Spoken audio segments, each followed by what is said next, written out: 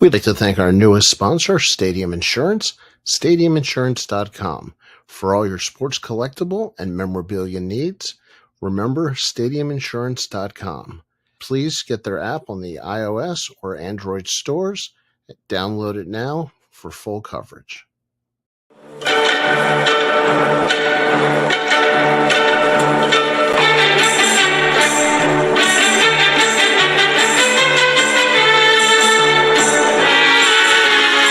Hi, I'm Danny Black.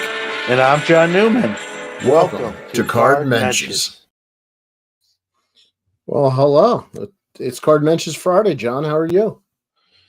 I'm good. I'm doing all right. I'm walking upright still, so that's half the battle. Episode 29. You forgot episode 29. I was going to introduce it. I was saying hello to you first. I wasn't raised on a farm. Episode 29 of Card Menches. This is John Newman who wants to make it clear it's episode 29. It's very important. How are you doing, John? All right, man. I feel like I'm battling an ear infection, as you know. We talked, but I'm not going to bore people with that. But I'm on some meds thanks to my wife, and so hopefully, hopefully I'll regain hearing in my left ear someday again. Oh, we got Steven here. So if something goes wrong during the show, we got him. Hello to everybody. We could do a Zoom ad. Right, exactly. But he'll send you the bill. You got to be careful. Hello to everybody. I also want a special shout out to Warren, who has started his own YouTube show. So Warren, way to take the leap, and good luck with that. Definitely, keep us posted, and we'll check it out. Yeah, no doubt. Yeah, no, love seeing people take the leap. Papa Jim, hello. Ruben, hello. I hope I got everybody at the beginning there. Got a lot of people. Orlando, did you catch Orlando? I think I got Orlando. If not, a double hello to Orlando. And there we go. Yeah, definitely. There's congrats, Mike Warren. Petty. Papa Mike Petty is here. And Warren says he's got a new video coming out tomorrow. So there you go, Warren. Free advertising for you. Best kind. And Coca-Cola. Yeah.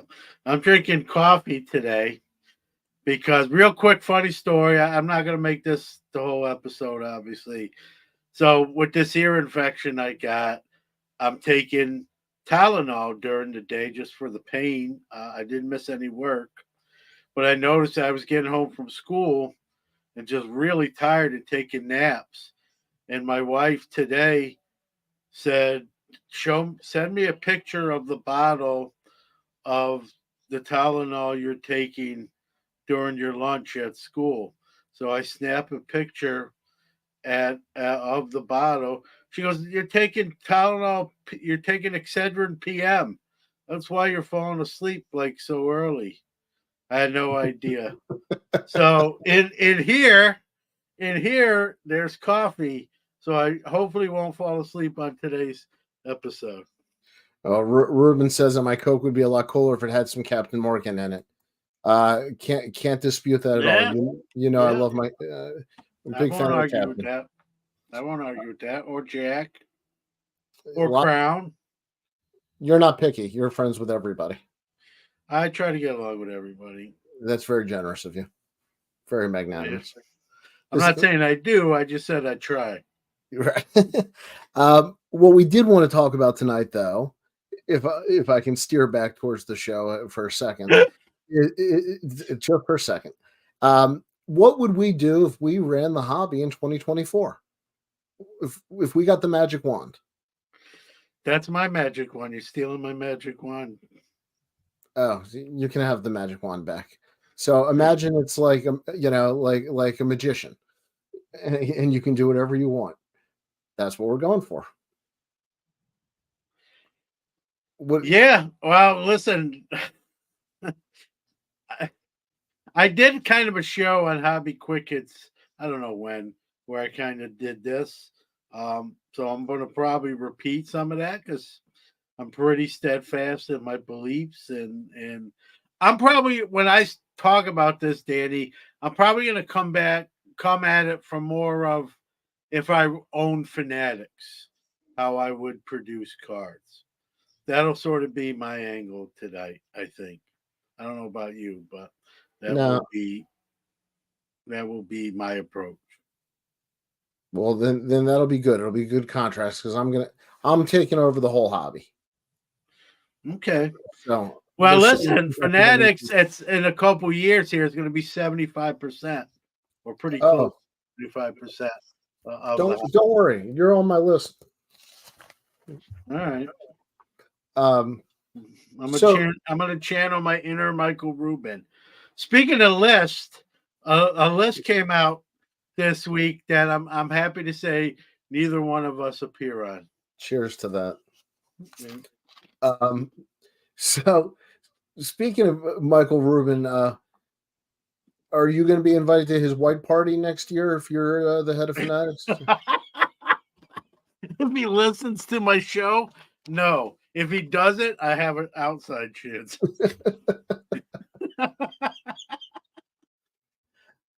I just, Listen, I don't know. All joking aside, I don't hate Michael Rubin. This is a super intelligent guy, super rich guy. I don't agree with everything he does in his tactics, but he's got more money than me, and he's probably smarter than me. So that is what it is, I guess. Okay. Mike Petty says 1976 was the best year in the history of Menches. You guys should both have your own Bowman Chromium cards with red lava. Yeah, but I'll only agree to that if our 1-on-1s, there's 3 of them made. You need at least 3 1-on-1s. That's what's in these days. It's cool with all the kids. All the cool kids dig it. Right, exactly.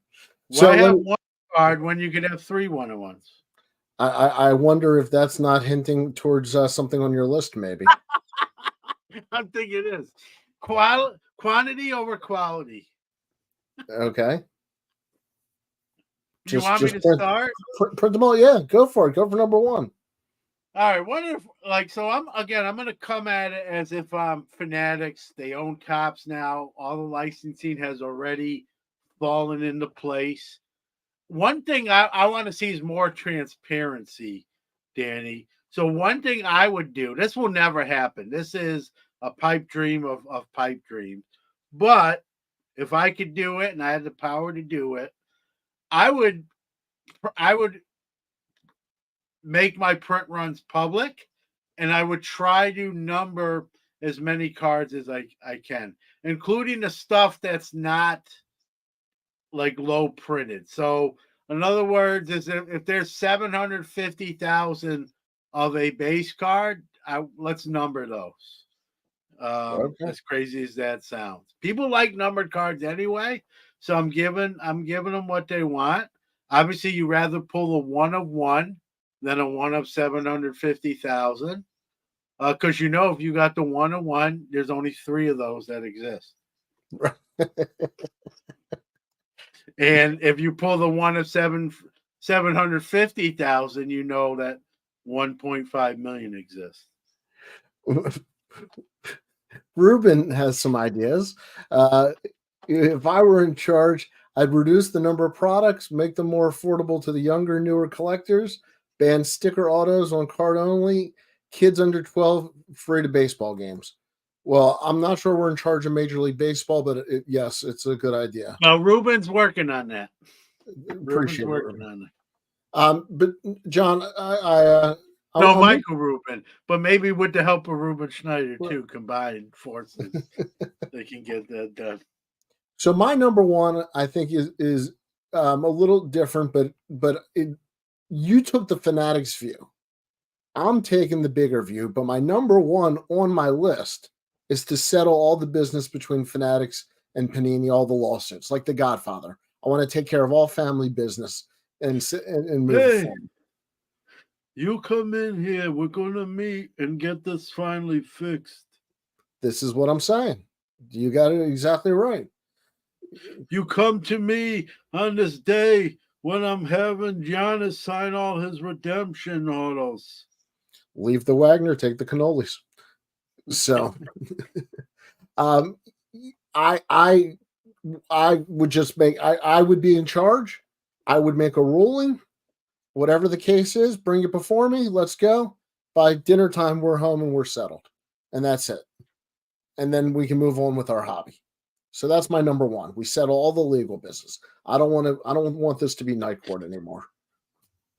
Who knew Card Mentions was a fantasy sci-fi show? The second they Nobody. said John and Danny should be on for an hour. Yeah, that's and all again. These are like all hypotheticals. Very few chances that all of this happens. Maybe some of it does. Nothing we said so far. Right now we're batting zero, and probably will continue to bat zero. But you want me to go again? Yeah, I just want to say I do know that's a pipe dream, Warren, but this is my fantasy world, and so it's driving me nuts, and that's why I put it. Yeah, John, go ahead. Number 2 on your list.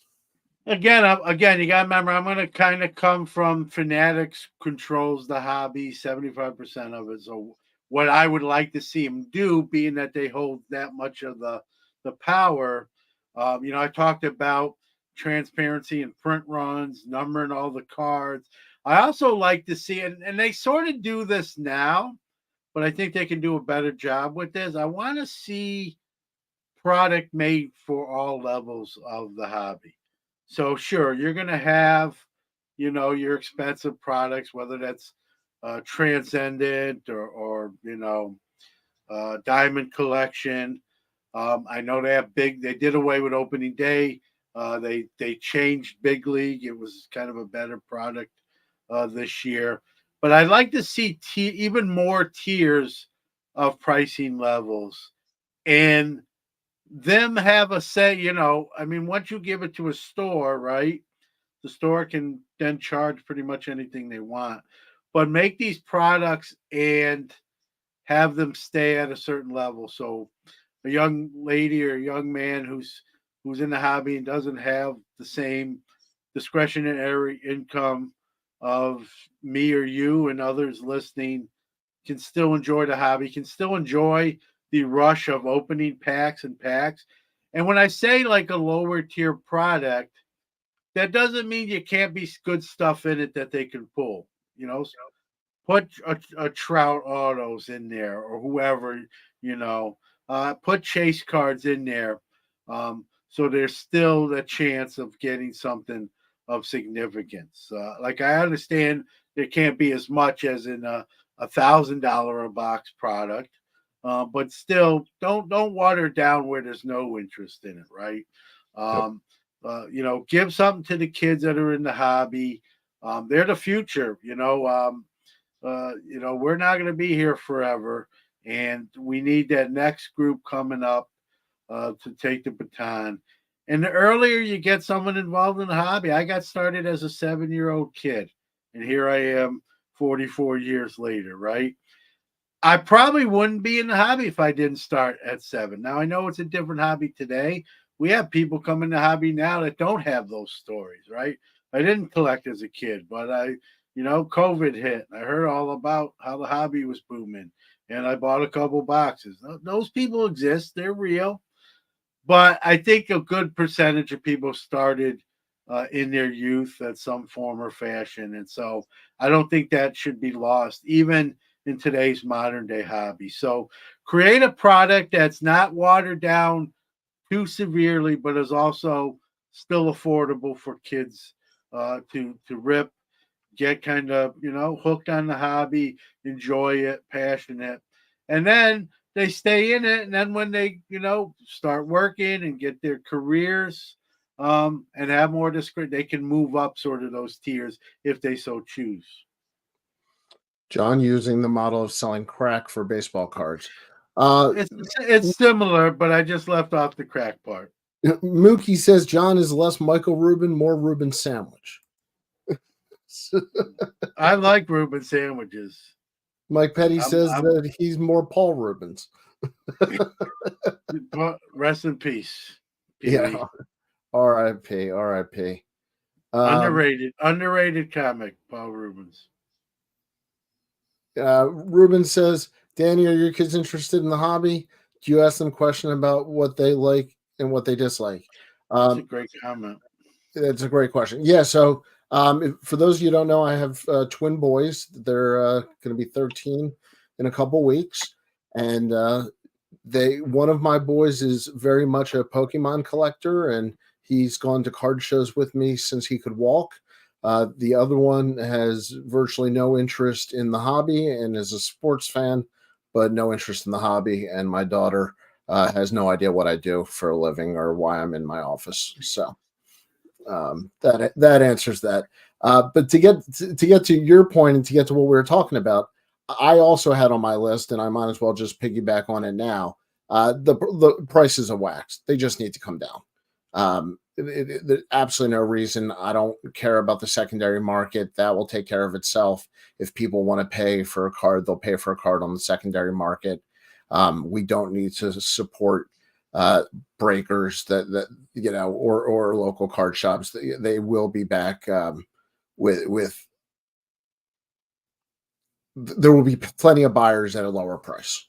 They're not going to lose business. There's probably be more buyers. Listen, Yeah. The lower something is, economics 101 here, folks, right? The lower the price something is, the more people are going to purchase it. I mean, and if you lower the wholesale cost, the margin can be the same. Mike, I know it breaks my heart, but he's a good kid. He gets A's in school.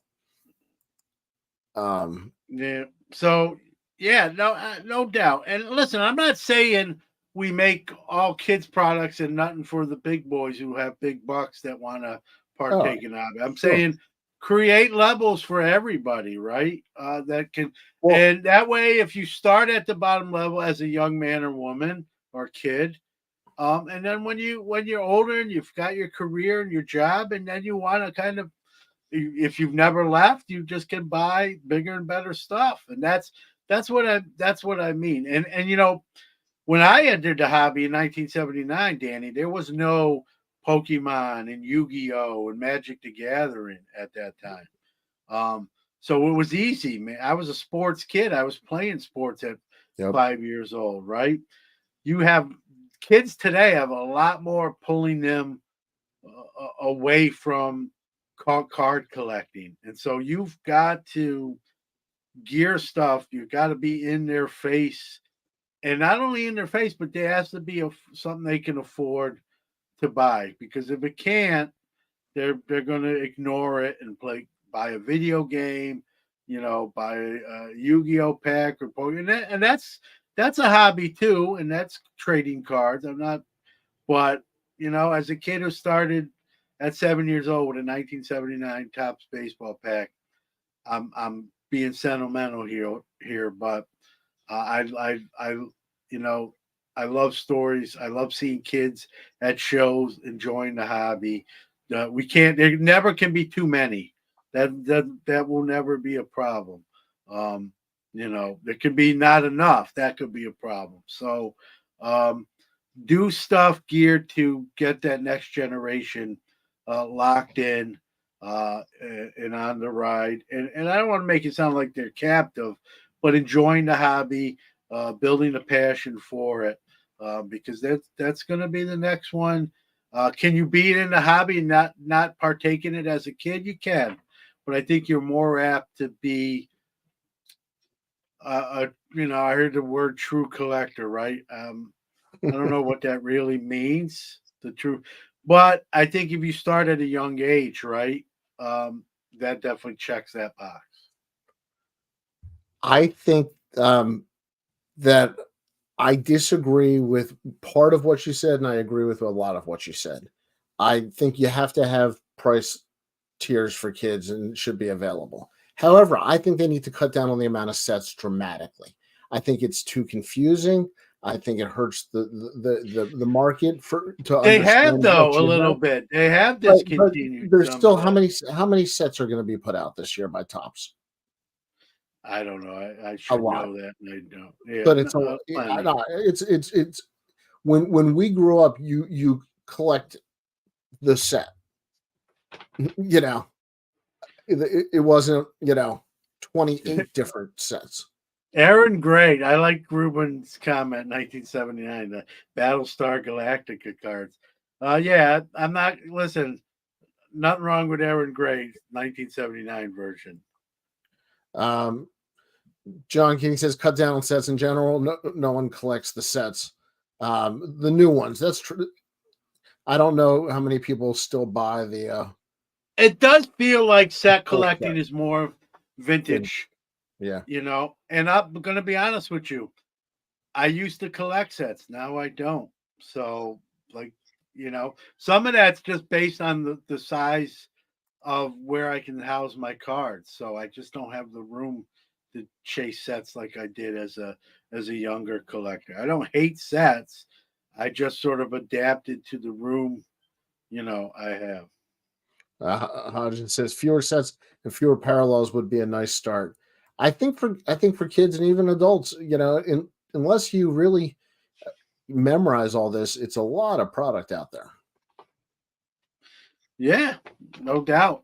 But that's going to be a tough one because why do they make the products, right? Because they paid a lot of money for the licensing to produce them. So, and part of that contract lingo and language is how many sets they're allowed to produce. And so they're going to max that out. And we might not like it, but there's a method to that madness and a reason why. Yes. Love this comment.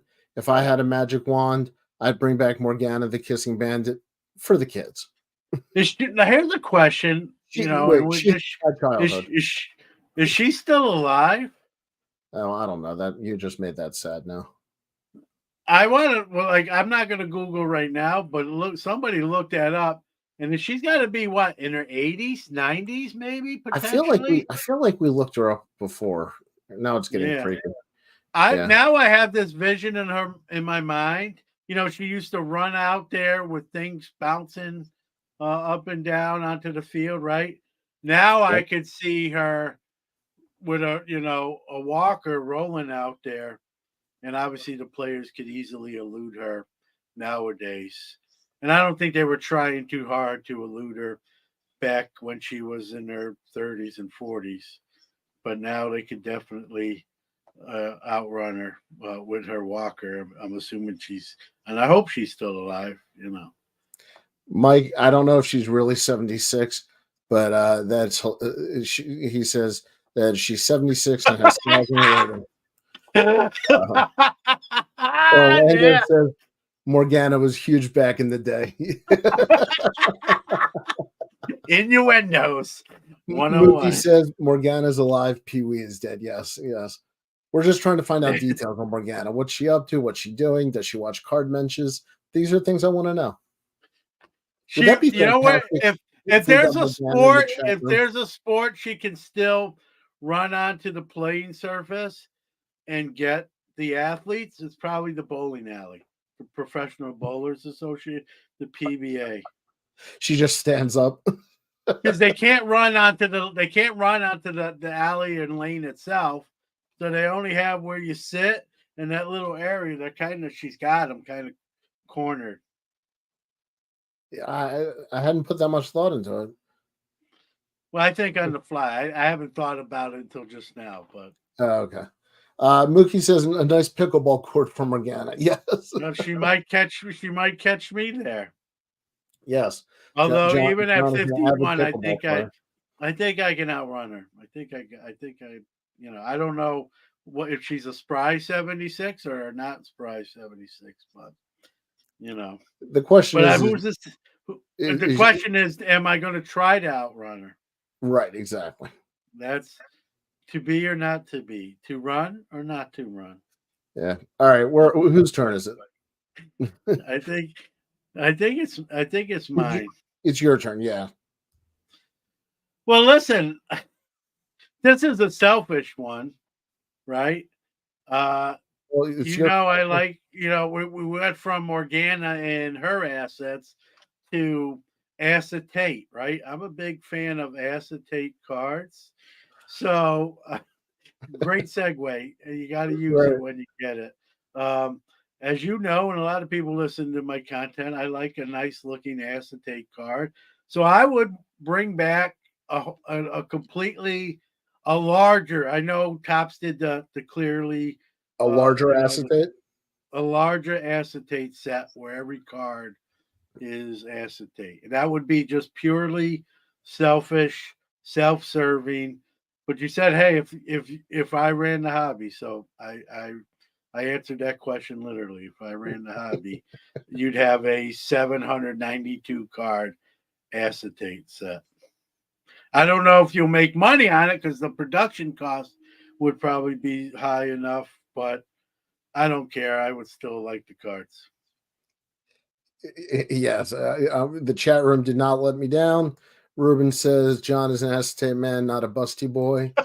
Um, Mookie, haha, That John will is an be on the acetate back man. of my Ginter card I'll never get. Right, exactly. Hodges wanted to know, are you really outrunning anyone on Tylenol PM? Not on Tylenol PM. It'll be like the Gary from SpongeBob. Like, Right. meow. I'm not sure that's just coffee, folks. I'm not in the room with John. This is coffee. This is coffee. Yeah. Not that I really needed it per se, but Here's something that drives me nuts. Can we get a release schedule and stick well, we to it? have them. It did No, just no, no, no, you, no, you no, no. want it. You want it where they actually follow it. We I have a want it release schedule. where the cards come out on the same day that they put on the calendar at the beginning. That's a big ask. It's not as a big acetate, but it's a big ask. It's a big ask to take. Yeah. No, I agree with you. Like, ridiculous. I think we have to give the COVID, the COVID asterisk with, but I think we're past that point to keep using that as an excuse. So yeah, I don't argue that one. And not only that, I think that's fair. they make the release schedule, so push it back. If you're not going to have it, make whatever date you want. Just hit your date. Yeah. I don't hit your date literally. That's no, that's we don't endorse that. But I'm open the door for your date. Yes. Don't hit your date. All right. Thank you. Public service announcement. The more you know, NBC. But I'm serious. I'm so tired of thinking that baseball's coming out in baseball season, football's coming out in football season, and no, you're really going to get football 2 years later. You're going to get everything in the wrong season. Stuff's going to drop without anybody telling you. It's going to come on the wrong day. I think it's very unprofessional. Well, sometimes the hobby's never been accused of always being professional. Yeah, that was probably a nicer word than I wanted to use. The only thing that comes out on time is hockey. I wonder why that is. Upper Deck. Even that, Ruben, has its moments too. Yeah, but his point, I think, is well made. No one is safe. That's what he really is saying. Yeah, no one is safe. So that's my thing. I don't know if it bugs you, but the release schedule. I don't think it bugs me as much as it bugs you. Probably because I just don't open that much Modern anymore, quite frankly, Danny. I guess if I did and I was anticipating a release on the scale I used to be back in the day, it would probably bother me when I'm thinking something's coming on the 6th and the 6th shows up and the product doesn't. I get it. Well, even if I'm prospecting and a top 100 list is going to come out or something's going to happen, coming out before or after that list could make a difference. So no, I agree. I don't know if we'll ever be back there again. There's just so many products and so many potential things that go wrong that can cause a production delay, a printing mishap. Are you making A excuses lot for of them? these, I am making excuses for them. Some of these are actually true. Some of them are just pure excuses, right? Some of these printing factories, these Cardamundis, like they're all the card companies use them. It's like the same place, and so there's only so many employees to hit these deadlines, and that's where some of these production delays off the line come from, and that sort of thing. So I think it's wishful thinking. I think they could definitely do better. I'll never be 100% accurate, but they definitely can hit better percentages than they are hitting at the moment. Hodges giving dating advice, reminding you to be nice to your dates. They are high in fiber and antioxidants. I don't believe I've ever. I got to be careful. No, no, no, Uh, we're moving right on. I So, don't believe I've ever ingested. I almost said something else. A date, like the actual fruit date. yeah, Not on purpose or that I'm aware of. no, I It try might have been in a to fruit cake that like someone gave me and I pretended to eat, and there was a date in the fruit cake, and then when they looked away, I just went and yeah, put it in my pocket. So yeah. I don't do this. It's just, I but try to stay away from more fruits and a vegetables. nice panettone is great. When we talk about fruit cakes. Yeah, there's no fruitcakes on Hanukkah. Yeah, well, we should start the new trend. Yeah. Trend setting. All right, it's your turn, trendsetter. Let me preface this next one by like I know it's not going to happen and maybe never happen again, and that makes me sad. But if I ruled the hobby and I could do whatever I wanted to, I would grant Upper Deck, Panini, Tops, and maybe even Leaf licenses to all the sports. Let's get back to the way it was when you had multiple companies producing cards and competing against each other in real time to who was going to make the best product. I think competition, brings out the best in everybody. I think someone owning 75% of the licensing doesn't. I think that breeds complacency. So I understand when I say this, that this is a pipe dream of all pipe dreams, at least for the probably in my lifetime.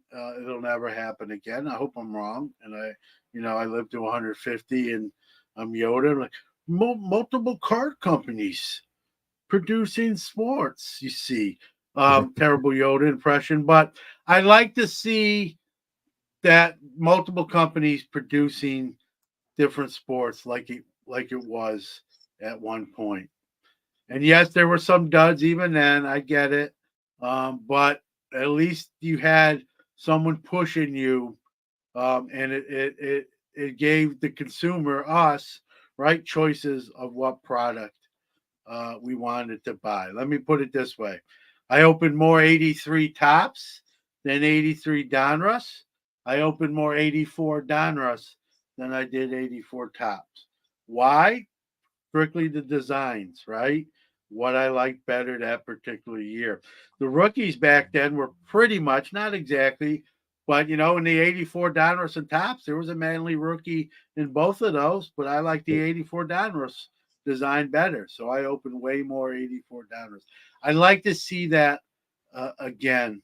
But again, I think in reality, we know that's more of a pipe dream than it happening again. Well, sadly, mine is probably as much of a pipe dream, and it shouldn't be. The universal registry. Can we finally have a universal registry? It's the technology's there. We all know why it's not happening. PSA doesn't want to do it. Um, it's useful. It's fun. It's good for the hobby. It is everything the registry is supposed to be, but you can get an honest answer and actually know, between companies. So for me, there would be a universal registry. And as a vintage collector, that it drives me nuts that there's not right now. Oh, I would love that. We're waving the same pennant. You might have my pipe dream that I just said before yours, you just said now, might be closer to reality than what you just said. And that's crazy to think about that, right? And when Yep. we talk about a set register, a graded card registry, right? Where do you draw the line though? Like it's kind of like the BCS bowl games, right? Where they pick the top 4 teams, right? If you're team number 5, Florida State, yes, they got drubbed, but they made an argument. Hey, we went undefeated. We should have been. So how do we do that with grading registries? Like, does GMA get to be part of that registry? Does HGA? Is that like where do we draw the line, and who determines that? I think once a card goes into some of those companies, it's no longer a card. I don't disagree, but that's where the dilemma is going to happen about a national registry. If I'm GMA, like they're a goofy grading company. No offense to anybody that works there, but they're not viewed on the same lens as a PSA, SEC, CGC, or even Beckett, who's probably lost the biggest foothold in the grading card space, right? They're not viewed on that. Are we going to accept their submission? Are we going to accept their grading as part of that registry? And like, who makes that determination? So that's why I don't think you'll ever really see a true registry, right? And if we just say, okay, it's PSA, SEC, and CGC, let's just say that's what, like, you know what And I mean? Beckett. Yeah, but who makes that rule up and who decides? And then whoever doesn't get in, let's say, they're going to be like, hey, this registry is not accurate. It doesn't list what we've graded in there. So I would love to see one. Don't get me wrong. I'd love to see one, but like you said, that would mean that these companies have to be more on the same page and sort of working with each other on some sort of level. And I don't ever see that happening. Question here from Mookie: is a Beckett vintage graded slab equal to PSA or SGC in a universal registry? Grading standards are tough to make universal. Exactly what John just commented on. Exactly part of the problem. Well, so here's my solution to that. If a pseudo solution, each company should have their own registry, so you can go and see. So if you want to see, I'll just take a card. You want to see 1980 tops Ricky Henderson rookie. You can go to PSA. You can do that right now. That they have one, and say, hey, how many cards has PSA? How many Ricky Henderson tops rookies as PSA graded? What's the percentage that graded this? Then if SGC had that, you could go there. Beckett. And if every grading company did their own registry, you could kind of get a synopsis of a card in this example. You're never going to get them all working together. I think that's where the pipe dream comes in. But if every grading card company to themselves can create their own registry, and then someone else like Ryan Szynski from GemRate could maybe cull all that information together and make sort of a national registry. They're not going to do it Well, on their own, but one of the maybe if they challenges, each did their own, you could get all that information together. but it's not just even the information of the how many are graded. It's literally like the people who enter their cards into the registry sets and registry collectors. And if you sign And up, listen, and that and makes it a lot harder to cross over. and these reports are not accurate either, even the ones that do have registries, right? Because people are cracking those and then resubmitting them, and they can't track that, at least not at this point, and not accurately. So, it could say there's 1,000, Mike Trout update rookies graded 8.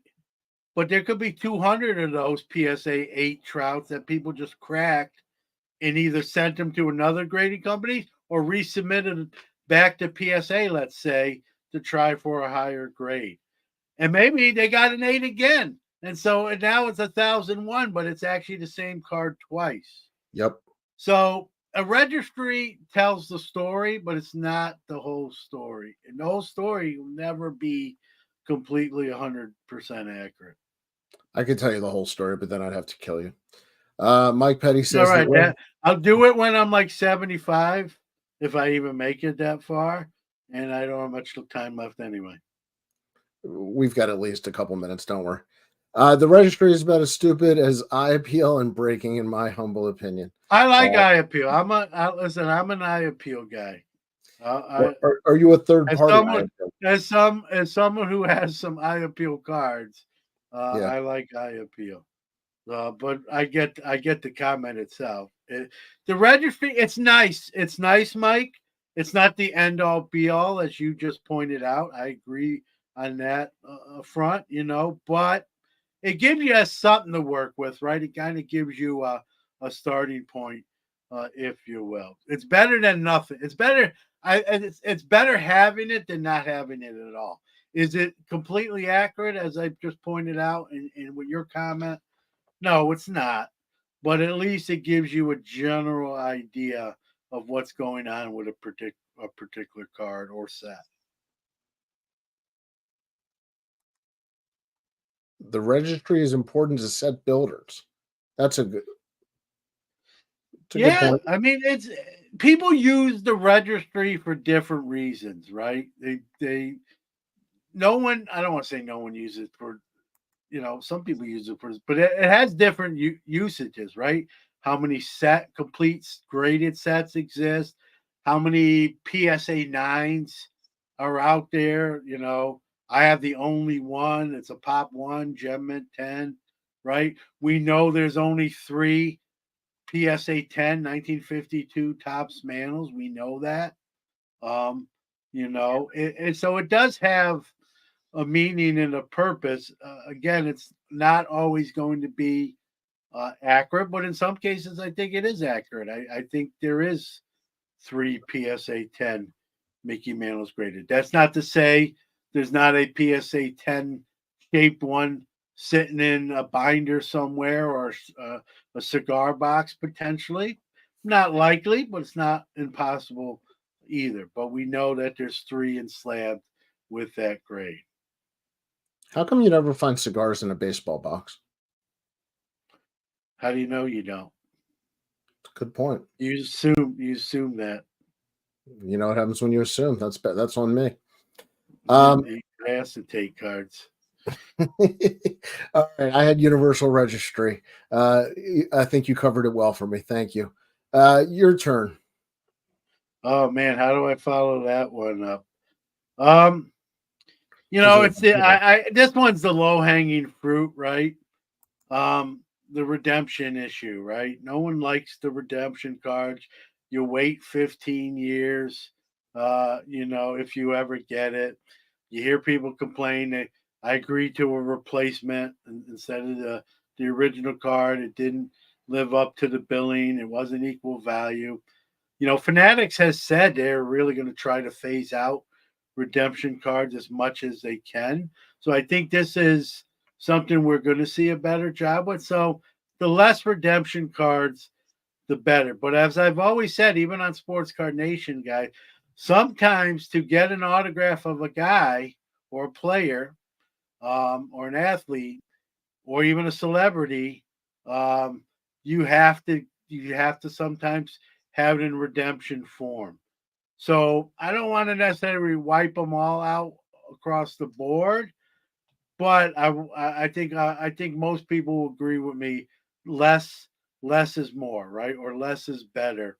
So less redemptions, but if the redemption card's the only way you can get Harrison Ford into a Star Wars product, or a Shohei autograph into another product, then it's kind of a necessary evil, if you will.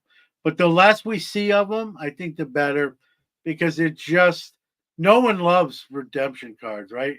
No one ever says, yeah, I sent in my redemption and I got it back 10 days later, right? Very, very rare. Because if they have the card, the word redemption, the word redemption used to mean like it used to be a good word. Like someone redeemed themselves. It's a redemption story. But the hobbies kind of ruined the word redemption.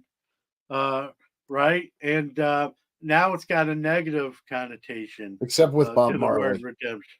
Except with Bob Marley, the redemption song. Yeah. Yeah, that's a great song. Yeah. Yep. So, so the less we see of redemptions, I think the better. But I don't also want to like eliminate someone getting a great autograph by eliminating redemptions 100%. So eliminate them as much as possible without eliminating a person's autograph from being in a product.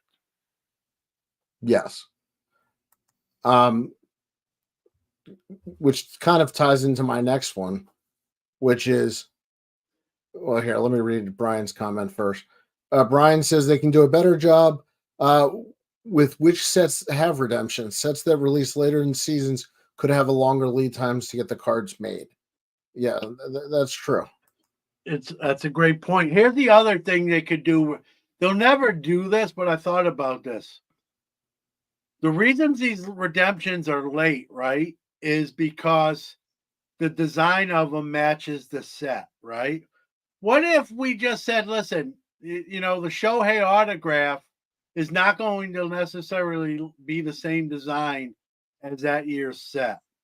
So they just make a Shohei card for him to sign 1,000 of them, and they can be put in any release, whatever they so choose, and however they want to break it up. And so the set design doesn't have to match I should say it this way: the autograph card design doesn't have to be an exact match to this set design. Now, I know some set purists will say that's blasphemy, John. I want my autograph card. I'm a master set builder. I want the autograph set to look just like the base cards, except obviously with the autograph added to it. But if you could get past that, where it's not an exact match, I'm not opposed to that. Yeah, I think people just want the card. That's my point. So you might get the autograph card sooner. It's just not going to look like, the Bowman Best design that you pulled. You're saying have it signed card before they make the set. Before, and then they can determine what product they put the redemption cards in. Interesting. That's actually not a bad idea. Mike Petty wants a redemption for a pepperoni pizza. Mike, I had a pepperoni pizza tonight, and I had a potato white pizza, which was out of this world. So I'd just like to rub that in. Warren says, now I'm hungry, but I'll bust my diet. I've got to be careful which ones I put here. Wasn't Fleer autograph? Yeah, there's been. That. I think Fleer did something like that where the design wasn't the same as the set it came out of. I'm sure it's not the only time it's happened. But if collectors would agree, kind of say, okay, like kind of sign off on that, I would, but I can't speak for everybody. But I would listen. You're getting to play like a Shohei autograph is a Shohei autograph, regardless of the design, right? I'm not talking about the numbering of the card. A Shohei number to 10 or a Shohei number to 50 are going to have different values. But the design really doesn't change that dramatically the price level of a card. Unless it's an acetate card, then I'm going to like it more. You're really pushing. Mail your acetates to John. I like acetate. I like acetate, and I cannot lie. All right. He will accept donations. All right, we're on the home stretch. I have one more. I don't know if you have any more, but I've got one left. These I'm thinking of on the fly, man. I'm not even. I didn't make a list. That's how old and long I've been doing this. I can just do this off the top of my head. Are you trying to show off? No, I don't know if that's showing off. I can't useful stuff. I had to move useful stuff out to put this stuff in. So I don't know if that's really I don't know if that's really showing up. True story. My Yeah. mother asked me one time, "Why do I fill my head with so much sports? Can't I use that space for other stuff?" Mother, Yeah. it's not a limited amount of space, but I appreciate that. You only have so much square footage in your brain, whether you believe that or not. Right. Ruben says that pizza will injure your Mr. Baltimore physique title for 2024. Yeah, Yeah, you're out. I'm You I'm lost. out before the pizza, Ruben. Don't worry about that. All right, my last thing here is that I wish that more people in the hobby would have a perspective of how much of the hobby is not on social media and not in content creation. I think we really get lost in this rabbit hole and news cycle of whatever's going on in social media, and it really gets blown way out of proportion sometimes, and it can make it almost unfun to follow hobby media. So my hope is that we understand that you can hobby off social media, that things on social media are a small portion of the hobby, and that we get a better perspective of where the hobby really is and how many cards and how many people collect that don't care at all about YouTube or Instagram. It's a great point. Did you like were you over my shoulder this afternoon? I've started to write my next article for Hobby News Daily, and it's Thank gonna you. it's going to be one of the focuses is going to be very, I don't want to say eye opening. It's not that dramatic, but basically the articles are going to be focused on like stuff you don't need to be in the hobby and collect. And you made that point. Probably 80%, maybe even a higher number. I hate to say it, but it's true. Don't listen to podcasts. Don't watch YouTube videos. Um, don't follow social media influencers, right? And that's nothing wrong with that. You don't need those things to be in the hobby. And that's not to say I don't appreciate everyone that listens to Sports Card Nation or this show, Card Matches, or Hobby Hotline, or anything else I'm involved in. I appreciate those folks. I appreciate them all the more knowing that there's a 20% of the hobby that does, and yet there's 80% that don't. But to truly enjoy the hobby, all you need is a little bit of a budget and sort of what direction you want to go. You don't need me or Danny or anyone else telling you anything or or for that matter, right? You can make your own decisions. We appreciate people who do consume our content, but that's not a prerequisite. When I started again back in 1979, as we all know, this stuff didn't exist yet. I didn't need it to start my journey into the hobby. And even in 2024, you don't need social media to hobby. It's nice if you enjoy it, but it's not a prerequisite, right? And so it's a great point, right? And it's one. It's weird you brought that up because I literally started that article this afternoon. It's not done, but I started it this afternoon, and you can enjoy the hobby. Um, and that's the other thing. You can be you can do it on your own. You can do it in a group with friends or people you like. But the only thing you need is what you want to collect in a budget, right? And you hear people say, "Oh, the hobby's too expensive now. I'm getting priced out." And I'm not going to argue that the hobby's not expensive. I'm not going to be disingenuous, but there's things you can still do on a budget and still be involved in the hobby. So it's a great point.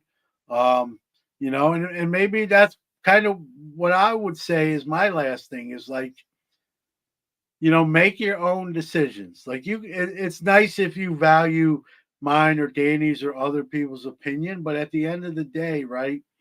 Like I always say, you're the CEO of your hobby company, and you can make the final call or your own call on whatever you want to do. And that's the beauty of the hobby. And so you don't need all these extra things. Sometimes they're nice. Sometimes people enjoy them. But if you don't, that's okay too. And I think that's what you were kind of saying. Yeah, no, absolutely. Um, and I had a point I wanted to make, and now I totally forgot it. It was I brilliant. blew your mind. Yeah, It was, really, really did. Let me read a couple of the comments, catch up a little bit here. Warren says, just find your path your way. You don't need lots of cash to get cool stuff. yeah. That's very true. That's why my wife married me, because I don't have any cash to get her cool stuff. I use the YouTube channels to share my dad jokes, and someone might laugh. Nobody at home thinks I'm funny. Old card guys do. I agree with a lot of that. Mike Petty, yep, I agree. Do what you want. If you enjoy getting your teeth kicked in, go right ahead. Listen to guys like Flip Wilson. Well, here's the thing. Like, I get it. You know what I mean? People like to give advice. I've done it too. But at the end of the day, right? I think sometimes, not everybody, I think there's a certain percentage of the hobby, probably small, which is a good thing, that do collect based on, I want to get likes when I post this, or so and so told me to buy this player or not buy this player. And I get it. I'm not saying listen to advice is a bad thing, but at the end of the day, let the final decision truly be yours. I've listened Danny's influenced stuff that I've done, but because I agreed with it, not because I felt pressured to, right? And so that's, I guess, where I'm going with this. Like, it's okay to get another opinion or an outside opinion, but at the end of the day, do collect what you love and what you enjoy, not what someone else tells you that you should love and enjoy, because they're not going to be in your room or in your binder looking through it or looking at it when it's sitting on your desk, right? You have to, at the end of the day, enjoy it. And sometimes I think we put too much emphasis on value, right, everybody? And I'm guilty of it too. I'm not, hey, what's this worth? And it's nice to have something that's valuable. Anyone that tells you they don't care what their cards are worth, I don't think they're being 100% truthful. But don't let that be sort of the guiding factor 100% to why you acquire something or enjoy something. I have cards I like that, yes, are expensive. I have other cards I love that are $20 or less. So, at the end of the day, collect what you enjoy and love, not on what someone tells you and not just on a dollar sign. And I think you'll ultimately be the happiest when you do that. I just posted in the chat any cards that anybody is looking to collect in 2024 since we're looking forward. And Warren mentioned the Maris rookie card. That's an interesting sneaky buy. It is because there's a chance at some point he might get into the Hall of Fame. You can make an argument he probably should be in. There's some other guys that are in that I would say Maris was a better player than. I don't want to make this, we're winding down here, but yeah, it's probably an undervalued card, an underrated card. But and there's a lot of those, right? I think there's Stan Musial, Tony Gwynn's another guy that checks that box for me. Greg Maddux in the pitching categories, underrated, undervalued, many more. We did that show already. Overrated, underrated, and even if you go back to pre-war, there's guys that you could do that with. And so, again, collect because you want to collect those players. And if the reason is because they're undervalued or underrated, that's good enough reason for me. So I won't argue with you. Bunch of people stuff they're collecting. I just wanted to that I'm reading Dr. Mayer's Trubisky. No, I don't. I'm not saying I don't have any Trubisky cards. I don't collect Trubisky.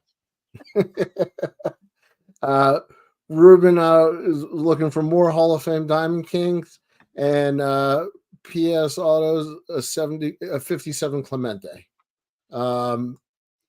Hodges 56 Topps Jackie, great card. Back collector. Yeah. Go ahead. Sorry. No. I mean, and this I love seeing what people are hunting for this year, right? And that gives you gives you goals to set. I'm not always a goal guy when it comes to like the hobby but I have a list, right? I went in the last national, as we talked about, trying to get a Seaver and Clemente rookie. Did not get those, so those remain on my want list this year. And if you look at my want list, it can be an expensive card and it could be, a cheap Peyton Manning rookie. It's an eclectic sort of list, and that's the beauty of the hobby. It doesn't always have to be 4 figures, 3 figures, or even 2-figure cards all the time. It's up to you and your budget and what you enjoy. And how much you're allowed to spend. Yeah, well, I mean, you can have your own separate account if you're a married guy. You didn't hear that from me, though. I was wondering how far you were going to go on that one. Replace my M116 Honas that was jammed in the PSA slab. I had to send it back in 2019. That's crazy. Yikes. I want to hear that story one day, Mike. All right. I almost don't want to hear that story. It sounds like a horror movie. It's crazy, really. They're getting rid of the baggies. They're switching to a new holder. Yeah, we could do a whole show on grading too, if we go there. So that will be my last one. Real quick. I don't want card companies, and they're not really now, and I hope it remains that way. I don't want card companies getting in the grading space. I'm not talking about like SGC, works a deal with Topps, like, hey, 2022, 23 Bowman cards, all $9. But, Fanatics, when they first got the licensing for baseball and bought Topps, they talked about doing their own grading. I don't want to see that. It's a conflict of interest. I would never submit cards to a grader that grades their own cards. And I just hope it remains that way. I agree with that. I agree with you there. All right. Well, we made it through 29. Yeah, episode 29. So we're first one in 2024. So this is now our 3rd calendar year. Is it really? We started in 22? Yeah. Wow. That's crazy. Yeah. And where does the time go? Isn't that crazy? Yeah. So it is. Like, I'm not even being funny. I didn't even realize that till you said it. Like, things that make you go, Dylan, you didn't miss anything. We're on YouTube. We're on YouTube, and the audio comes out on Mondays. That's a great segue. Thank you, Dylan. Whether you're watching us live, as I always say, we really, really appreciate you, because I'll say it. We have one of the best chat rooms in the history of chat room, not just hobby, just chat rooms in general. I'll say it. I don't care. People are probably like, you're nuts. I am, but I still said it. And, and if you download the show on Monday, we appreciate you as well. You don't have to do that, and yet you do. So I love the chat room, and I still love the folks that just listen. I get it. You don't want to see our faces. I understand why. You just want the audio. I get that. Start Especially over. The more pizza Danny eats, I eat pizza too. So, well, Mookie said we should just start over for. All right, take it from the top. Welcome to episode 29. Did I hit record? No one in chat leave. We're doing this again. Right. All right. 2 weeks from now, we will be doing it again. Episode 30. And this time I'm going to try something different during the week. I want to try to solicit ideas from people, see what they want us to talk about. Yeah, so. I don't want to say I was going to say we joke about the chat room. We don't joke about we have a great chat room. There's nothing funny about that. That's not tongue in cheek. But guys, it don't even have to be live in the chat room, but send us a DM or an email or something. That's a show you or a topic you want us to cover. The more we do these shows, let's be real, like we just talked about, our brains are only so large or so small. so we can only think of so much. So if you have a topic, hobby wise that we haven't covered that you want to see us tackle, our doors are more than open. I've always been like that since my first content piece in 2018. I've done shows and credited someone who said I've given credit to so and so. Hey, this is so and so mentioned this to me, so this show exists because of them. And same, and I'll let you add on to that, Danny. By all means, if you have a topic idea or something you want us to cover, yeah, give it to us. We'll probably do it if it's good enough and interesting, and most likely will be. And maybe even have you come on, and we'll all tackle it at the same time. So Absolutely. I need to play something, and then we're gonna get out of here. How's that sound? all right, I can only hear you out of one ear, but it sounded okay. We are proud to partner with SGC Grading. Check them out at www.gosgc.com. All right, my friend. It was always a pleasure. To the chat room, echo everything John said. Appreciate it as always. Good group as always. Glad to get to know everybody a little bit more every week. And like we said, Warren started a channel, Orlando. So definitely check out everybody's shows. Support each other. Yeah, very great point. All right. On that note, say goodbye, John. Goodbye, John.